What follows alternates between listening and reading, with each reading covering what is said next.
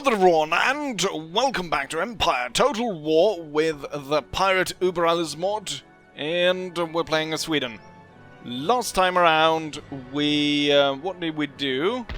We captured Vilnius, and we sunk... wrong place, there we go.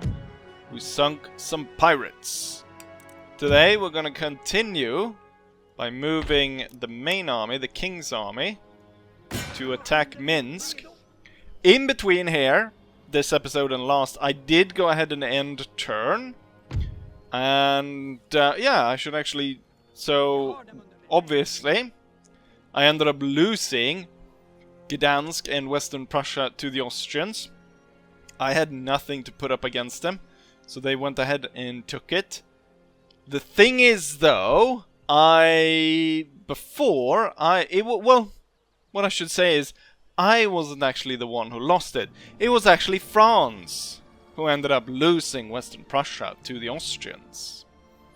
And the reason for this is I realized that I'm gonna lose the province anyway. Why don't I go ahead and sell it to someone? But I couldn't sell it to just anyone, because I want the opportunity to take it back. So it needed to be someone that the Austrians were at war with, and they were at war with the French, and the French is also it's one of the big empires, right? So I decided to sell Western Prussia. Now I'm not sure. I could have probably worked a bit more on this devious scheme, but I didn't. Oh, I also note here that the Russians have gotten their trade up here. Why don't I go out and raid it? I need to put a stop to all of this. But what I decided to do was I traded Western Prussia for two technologies. Two agricultural technologies. Common land enclosure and improved animal husbandry.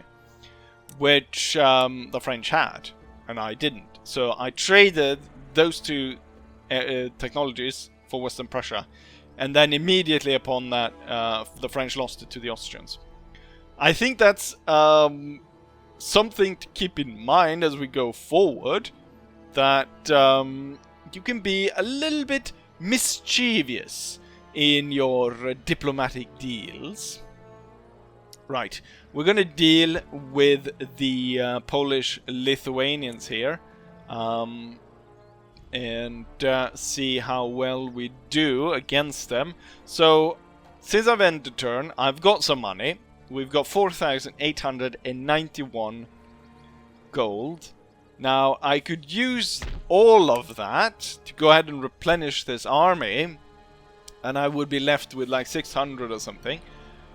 But I feel like there is better use for the money. So one thing that I did notice is there's a rise in atheism, which I think is rather odd.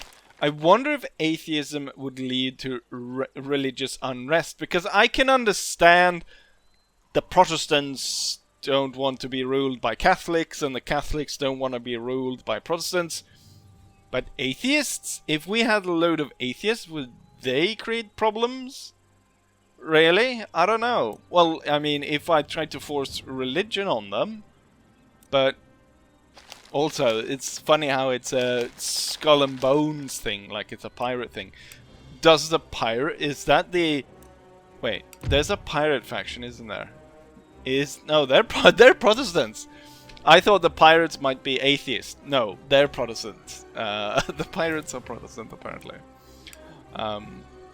Anyways, I don't want this province to cause a load of trouble. So we're going to replace the church school that they had there. Plus, it's pretty cheap. It's 800. So we're going to build that. And then I think what we'll need to do is repair the military governor's camp here, which is going to cost me 800. Just to make sure that we can keep this province under control. And then I don't think, as much as I would want to have this army wait for the king, as we would move to St. Petersburg, I don't think we can wait. I think we need to go as soon as possible. Now we've got 3,000 left. Now I could spend that on something else. but I don't really have anything else to spend it on. I could potentially build something here, but with the kind of money that I have, it's I can't see anything that really would be worth spending it on, that I wouldn't get direct use of.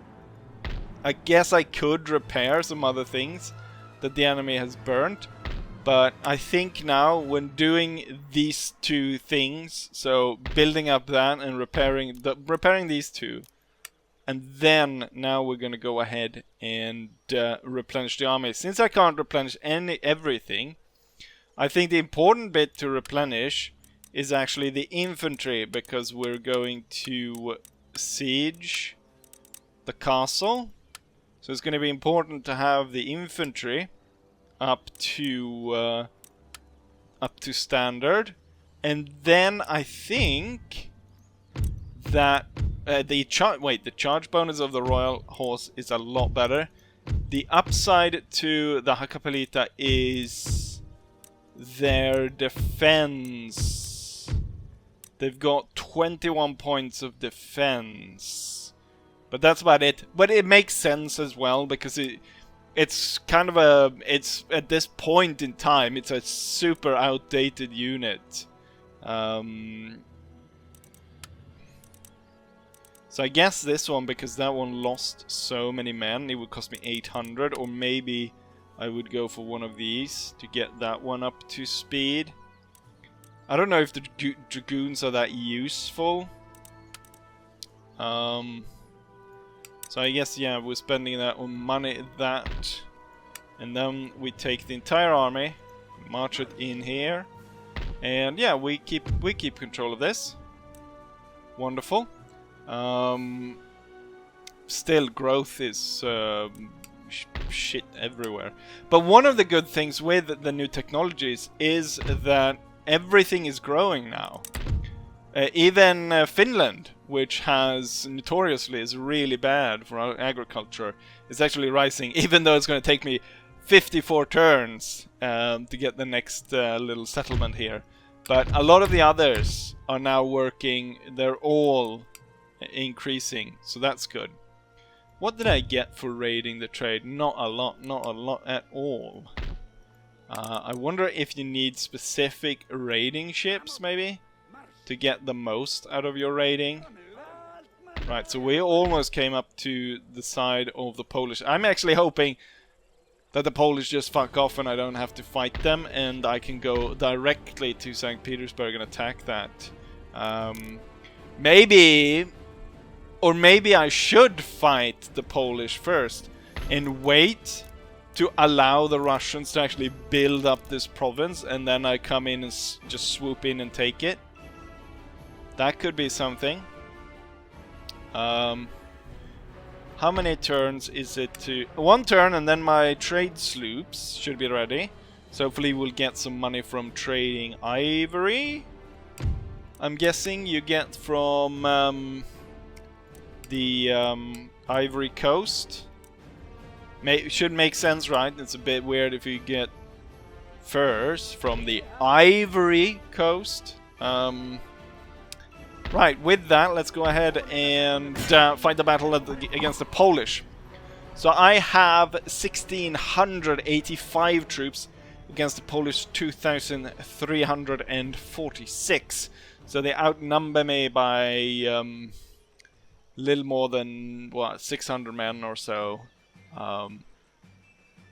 The Winged Hussars, really feared unit. But other than that, hired Saxon troops, pretty poor. Volunteers. Villagers, looks like women. And then they've got some... They've got a lot of cavalry. But I've got the king on my side. And with that, let's go ahead and fight this battle against Poland's greatest general. It's only a 2-star. I think they... Don't they have others? Or are they all dead by now? Anyways, let's go ahead and take Minsk from the Polish-Lithuanian Commonwealth. Welcome to the battlefield, ladies and gentlemen. The pathfinding in Empire is wonderful. I ordered the units in line to advance like this. This unit found this really funky cart, anchored the regiment on it by this guy, he doesn't want to let go, and then they started to wheel the entire regiment around the little cart. Great. So now the army is completely out of line. The problem with the area with advancing on right here is that the ridge is going through right here, as we can see. And so that leaves units sort of spread out like this. Okay, they fired, they managed to hit one of our guys. What I think we need to do is we need to line these two up like this and advance up the hill. Henrik's Lions is setting up on the side. We've got the king. Oh, they shot another one. Oh, you're firing? Which seems a little bit premature, but he actually killed 5 of theirs. Which is promising. So I'm gonna order my troops to advance. Okay, now we lost 5. I'm gonna order Lindström's men to move quickly and attack by firing upon the enemy. And then I want MacRob to stop dancing about and wheel into line and then shoot down these dragoons. Lindström has lost 8. That volley took out a load of the enemy's dragoons, and now they're starting to question themselves. As soon as MacRob is ready to fire, okay, here comes another one. That's a winged hussars that is moving towards the Iron Brigade, which I'm now ordering to open up on the winged hussars. And together with Izzy's, they're breaking the winged hussars before they even reach. Some winged hussars make it into Izzy's line, but they are quickly routed. And now I have routed 2 of the enemy's infantry, while only losing about a handful of men. Actually, what I've lost is 8 men. While the enemy just lost their most powerful unit, the winged hussars, and they lost the dragoons. Oh, now the dragoons are back, although they are not in a very good position. What I want to do is I want to make sure that these guys are reloaded before we advance. Otherwise, advancing right now would be really great because they're out of line. Alright. Let's see, Lindström is not completely reloaded just yet. You guys are reloaded, right? Oh, that was unnecessary. I was just making sure. I was gonna see, yeah, they do reload even if you... They only lost 2 men. Oh, what do we have here? A garrison regiment. What I'm going to do is the household cavalry. It's going to go around and deal a blow like that, and then the dragoon's going to ride up and shoot them into the side. And hopefully they won't cause trouble as I'm fomenting my plan here. Right, they're lining up. I think they're going to be able to shoot the dragoons before they're able to get the shot off. So I'm ordering the dragoons away, and I was correct. But I managed to move aside before the dragoons were hit. I think what I should do is just dismount the dragoons and then maybe get into the house. Right, we're gonna advance here. We're gonna advance on multiple angles here. Should bring up the king. Even though I really don't want to use him, because I fear if I order him in anywhere, he's just gonna go ahead and die. Okay, they're shooting up our flank here, and they're actually hitting people quite successfully as well. Managed to take about 24 men out of the unit, and now even more. Right, I'm gonna hold and return fire. Okay, we've lost close to 60 men now. Shit. Luckily, this unit breaks before even taking part. However, the Iron Brigade has lost a lot, and without support, it's not gonna go well. The thing is, though, most of the units here are... That took a very long time for you to return fire, and seemingly not really doing much damage on the enemy. I'm gonna have to order in the cavalry here. And then the Lions is gonna move in there. These two units, the fact that they unfortunately were stopped by these bastards, is not a great development, especially since these units are suffering heavy casualties while seemingly not being able to deliver that much damage to the enemy. Right, my cavalry is stuck in with these guys. I'm gonna get the dragoons. See if I can get them around the corner here or something. Right. Oh, the Lions are in. And these two units are now free to advance. I'm thinking the Lions is probably gonna rout. Should rout the enemy pretty easily. The enemy's running. I don't want them to get stuck on the spikes there though. And the main point is I want them to upset the enemy's infantry, which they are. Which has saved my infantry from destruction, because we're causing these guys to move around all over the place. Now the women have attacked us. I'm gonna move the dragoons there, see if they can set up to fire. The household is winning slightly. As long as they're not just taking part in the fight, that's good enough for me.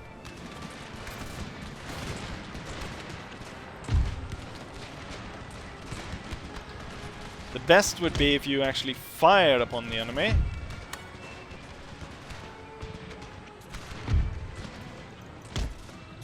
I'm gonna move... Oh, what's this?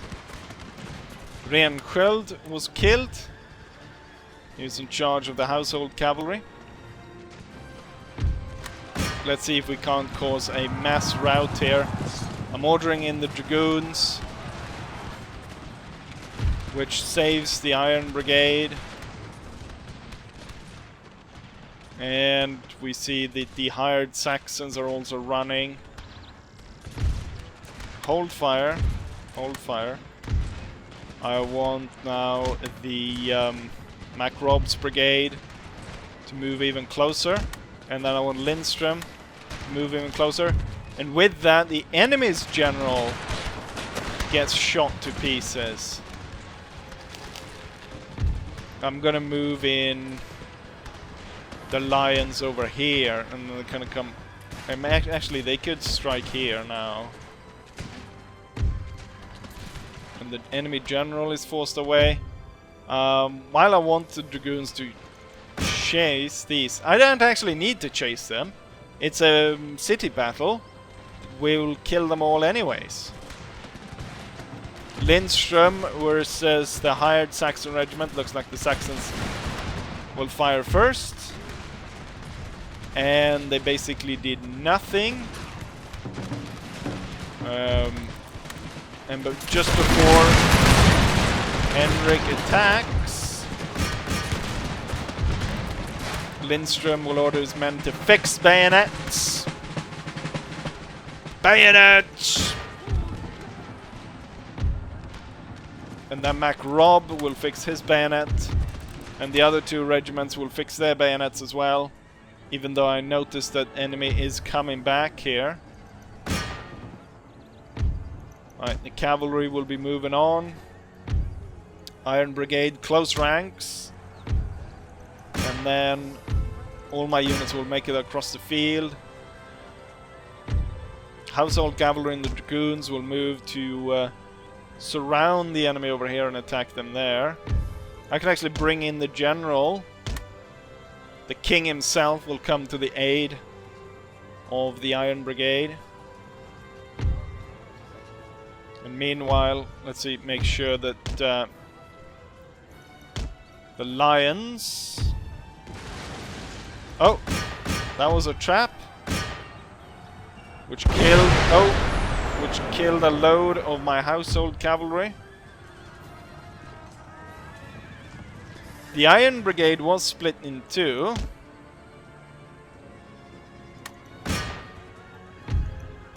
But so was the enemy unit as well. I'm ordering the infantry to follow. And then all we have left is that little unit there. So I'm going to order the Lions to chase them down. The king is now chasing after the enemy over here. Fire your pistols.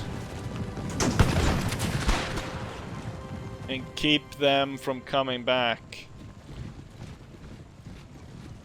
A little bit touch and go. The Iron Brigade lost 2/3 of their troops. The enemy keeps deploying these bloody bombs everywhere. It wasn't as bad as in other battles, but it's still bad. Single volunteer is able to get away. And the battle is over, and there's no point in chasing them, because everyone will die anyways. So we'll just end it with an heroic victory.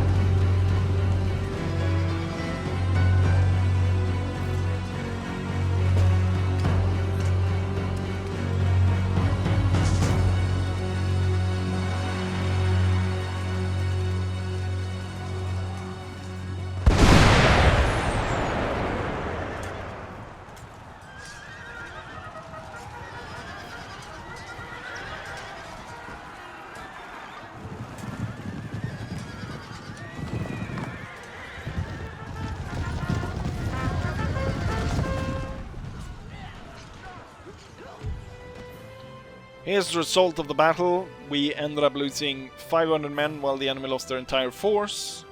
So we lost about 1/3 of our force. Heavy losses initially there, as we weren't able to coordinate properly in our attack. Once the Lions turned up though, and were able to disrupt the main enemy line and force them to maneuver.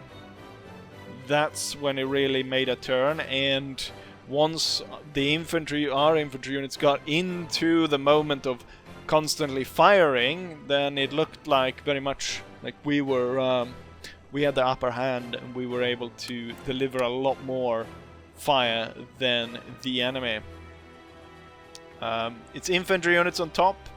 Not entirely sure who's who here, but you can kind of figure out. Remaining, this must have been the Iron Brigade then, comes in second. Not entirely sure who's first, only lost 54.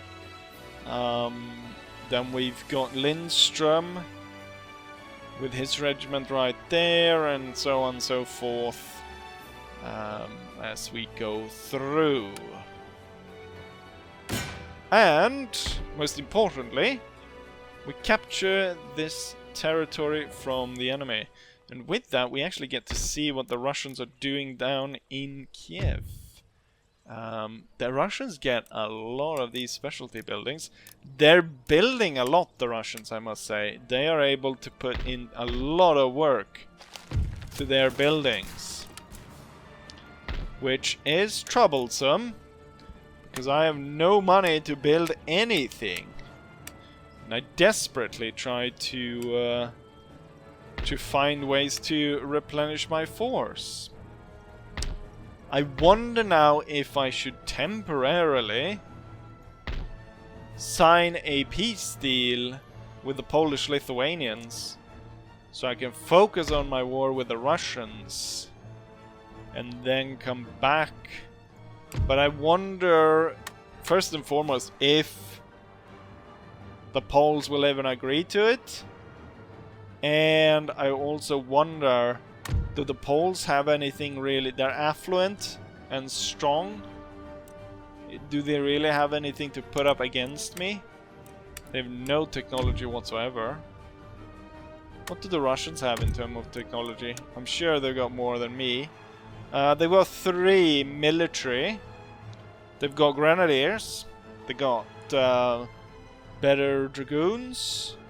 And they've got light artillery regiment, so they've got better cannons than me. And they also have social contract. But those 3 military technologies should mean that, yeah, they're suffering a lot in terms of growth. But the king should not stay here long. I want to make sure that this bastard doesn't go and raid a bunch of stuff. So the king's cavalry should probably move out, perhaps. Or set out after this guy as soon as possible. But as soon as possible, the king should head north to join, and we should concentrate everything on taking St. Petersburg from the Russians. I feel like this is what I want. The demi-cannon. I feel like the demi-cannon's gonna do a big difference. However, I think the cannons in this mod is quite significantly nerfed. And I noticed that because I was looking at the firepower of the cannon. It has 5 in firepower. And I kind of realized this in a previous battle when I noticed the cannon shots. They weren't really like bouncing through and killing loads of enemies. It was like hitting and then, you know, killing 1 or 2. So I think cannons is probably not all that good at all. I wonder if they could be, how useful they are. And maybe they only really become useful when you use some kind of explosive shot. Or canister. Canister is useful. And, you know, it doesn't have nerfed range or anything like that. So, cannons are still powerful, but only as maybe defensive more than offensive. However, you do definitely need cannons when you're gonna siege a fort, which we might very well be doing in a minute or 2. So let's go ahead and end turn and see if we can't take St. Petersburg from the Russians. The Russians have started recruiting ships, I noticed, as they've recruited a trade ship. They're trying to make it out of the Baltic Sea. I also noted a sizable Russian force moving towards Finland, but through, not through St. Petersburg, but up through the wilderness. And it was big army. I'm almost a full stack. We will launch my trade sloops just about now, so why don't I go ahead and try and capture this trade ship and put that to work in my navy. But this just hammers in the fact that I definitely need to stop the Russians. I definitely need to stop them.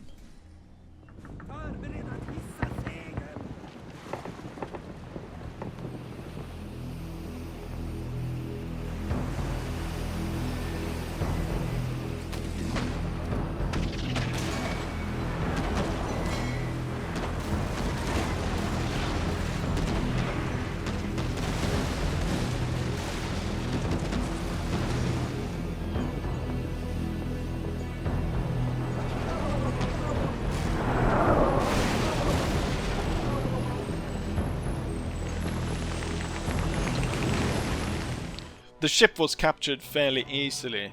I just shot off their sails and then took it. I could take the prize money, but I think I will do better taking on the ship and putting it to work in the trade business. The Polish force has other ideas than to go against my army. They attack Riga instead. I have 1,050 men in its defense, while the enemy brings 780 men to attack, with Adrian von Steinau. Right, let's prepare the defenses and dig in.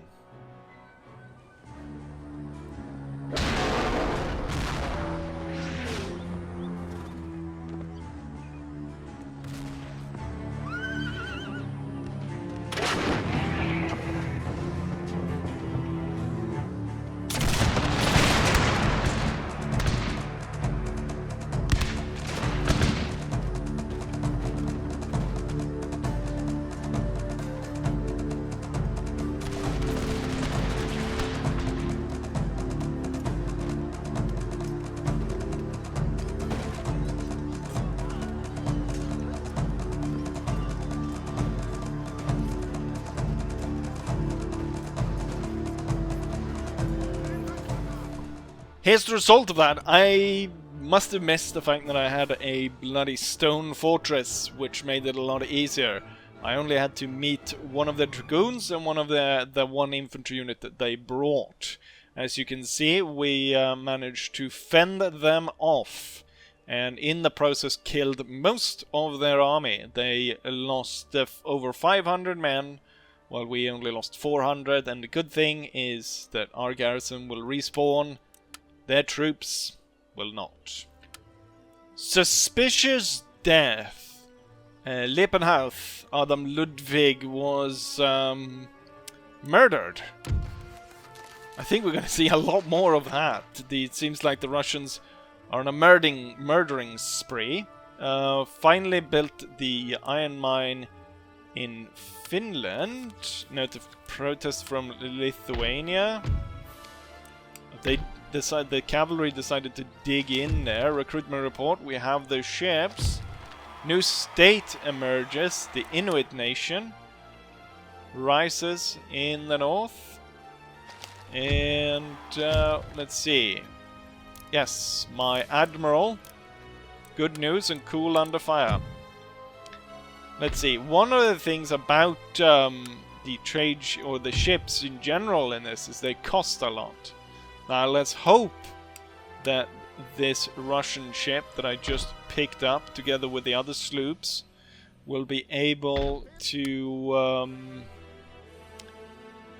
but the Russians is actually a 6th rate compared to the sloops. So this entire fleet costs me like 500 or so. Let's see if they can recoup that loss. as they head towards the trading ground in along the Ivory Coast. This ship is perfectly placed as it is. I'm not going to move it anywhere. Right, here's the big Russian force that I saw. Okay, so it's not a full stack, but it's close to a regular full stack. That is.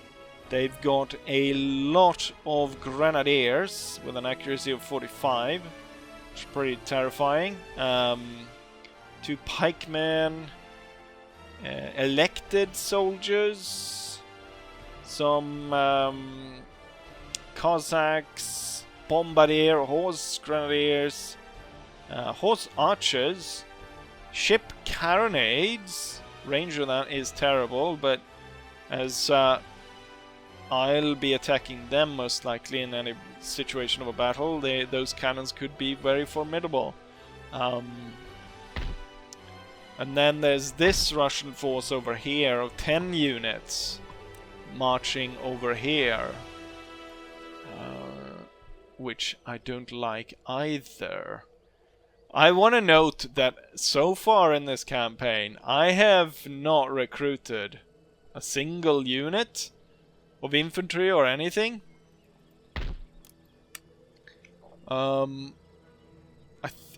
Should the king stay here? The question is if this force is enough in the siege of St. Petersburg. So I have 1,600 men against 2,500 defenders. That does not seem like that will be enough, will it? And the king's army will bring an advantage, but he needs to move then, and he will be joining them in 3 turns roughly. This brings the unhappiness of the upper classes. The upper classes are angry all over the place here, actually, in the conquered territories. Maybe then I should recruit something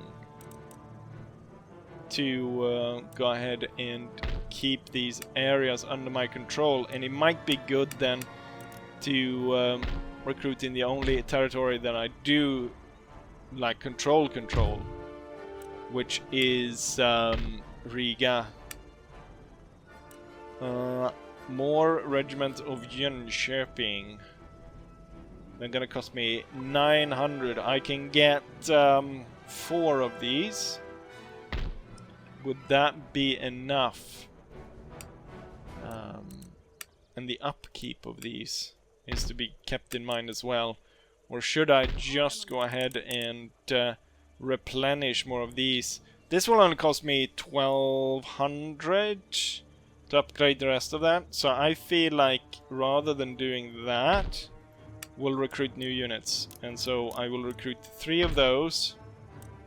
And then, what's the difference between Swedish enlisted? Swedish enlisted is... they've better morale. They've better melee defense. They've better melee attack. And they are cheaper to recruit by about 100 gold roughly. And their upkeep is 40 points cheaper, 40 gold cheaper, or whatever currency is. So it's better to get 4 Swedish enlisted units in Kurland instead. Right. The thing now is a Russian counterattack out of the fort, since this force is... I don't know which is best, because taking them on in the fort, they'll be trapped inside. However, I think the units inside will fight to the death, and normally it's kind of a death trap to sit inside a fort because the cannons can bombard it, but the cannons only have, 5 points of firepower. That's gonna take, even if it is, as we can see here, a wooden fort that they've built, that they've got in this location, it's gonna take forever to try and break down a wall. So it might be better to if the Russians sally forth at this point, but it's still still a dangerous situation. Maybe I should bring the ship over and bring Armfelt over, because I've run out of generals. All the generals have either died in battle or been assassinated. At this point, only the king remains, and I'm sure he's not going to be able to withstand the assassin, and the assassin's going to get him too. The good thing, though, is I can, I think, re-recruit him, so I can just get him back afterwards. But let's hope the assassin does something else. Maybe burn down some buildings or something. If I'd known that there was an enemy assassin that were this keen on assassinating all my generals, I probably would have put my guy to defend the general. I don't know how much that, if that even would work that way, but who knows. So far, the enemy assassins has killed at least one of my generals, as I know, and my own assassin. Right. Enough talking though, let's go ahead and end turn, see if the Russians will sally forth out of the fort, or they will allow me to bring up my entire force to fight them at St. Petersburg. Well, in fact, the Russians did not sally forth out of the fort. They decided to stay inside. However, this Polish force right here went ahead and raided the entire countryside. More notes of protest by the nobility in the conquered states. However, no moves by my enemies to take them. The more Russian forces have been sighted, but the others have moved away. I wonder if the force that was moving in here is moving back to come to the defense, or what they're really planning. Since cavalry is not really useful in a siege, I think we can detach the cavalry units and head after the Polish, so we can stop them from raiding so much. And then the king and all the infantry will move to support the siege, which is current 2 turns. They will be forced to surrender. Have they starved anything? A little bit perhaps? I'm not entirely sure. They were like 2,000 before, 2,500 before, so I don't think that has changed that much. We might actually keep them under siege and then force them to attack us, rather than the other way around. I made 3,000 during the end turn, and I think we might have to invest some of it into the conquered territories just to keep them under control. I think the church will do enough to keep this one under control. This one though, we might have to go ahead and build a governor's residence. The happiness of the lower classes actually reduces by building that. It goes from magistrate does 3+. The governor's residence does 2+. So it doesn't actually make it easier for me to control it. I guess we just hope that the resistance to foreign occupation reduces to the point where that's not a problem. Same here with farms. It's also reduced the bigger the farm I build. So that's not a great idea either. So I don't know. They have protested quite a bit. I wonder if they will revolt. If both of these regions revolt, that's bad. And since my army is occupied up there, I will just go ahead and exempt these from tax. I'll still make some money from this. And we'll take the fleet and move it further down the line. And then next, they'll probably have enough movement space to go ahead and actually head over to the Ivory Coast. I'm hoping I'm gonna make a lot of money from that. Otherwise, that has been a lot of wasted time. Nothing really needs to be built here. But maybe what I should do is I should continue on the path of enlisting more troops. Because I feel that I'm going to need that against all that Russian. And since I found out that these regiments of enlisted soldiers were pretty cheap, I probably need... I feel like pikemen behind my lines. So many times the enemy cavalry rides into my lines. I feel like I could probably use with pikemen. We do have... I would like to have the Karelian looking pikemen though, which is the Finnish pikemen. They're about 100 gold more expensive in purchasing and 60 in upkeep. But they are also better. Their melee attack is worse, but they have better charge bonus and better defense. More important, better morale. What I would need is mortars to fire into the forts as well.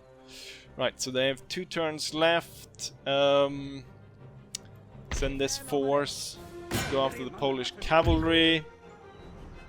It's a 50-50 chance I have to fight this bloody battle. How many battles do I have to fight here? Right, once again we go up against this Adrian. He failed the fort. Now hopefully my cavalry will surround and destroy him. The cavalry is moving into position. We've got the first dragoons ready to fire on the enemy's heavy cuirassiers, which are moving up without any guard. Figured I could have killed more.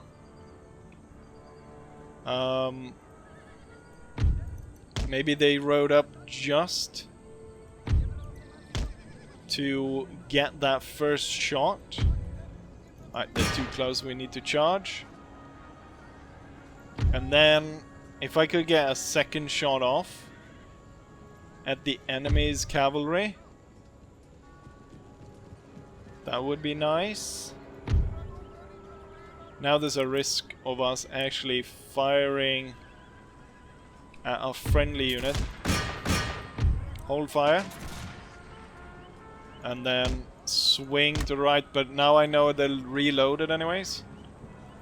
Henrik's Lions, they've lost 3 men and they're cutting up the enemy. I want to hold this one in place as the dragoons move to then fire at these guys at close range, because right, there goes Adrian.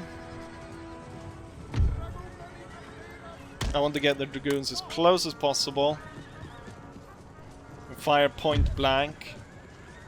And then Henrik's Lions will go ahead and charge in. There's no point in you pursuing that. They're not going to come back anyways. My dragoons, point blank range. Shaken and exhausted. With an overwhelming force, we charge and we destroy.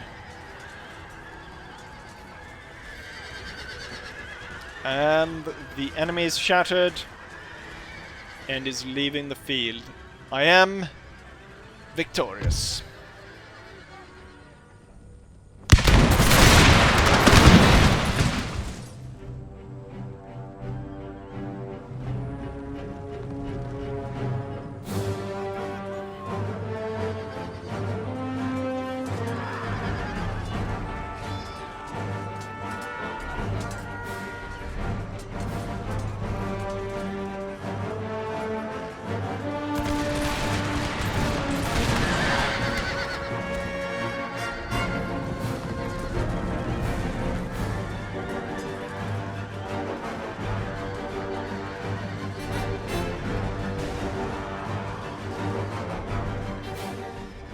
And here's the result of that fight. We deployed 300 men against their 200 roughly. We lost 28. They lost more or less everything. Only 26 men remaining.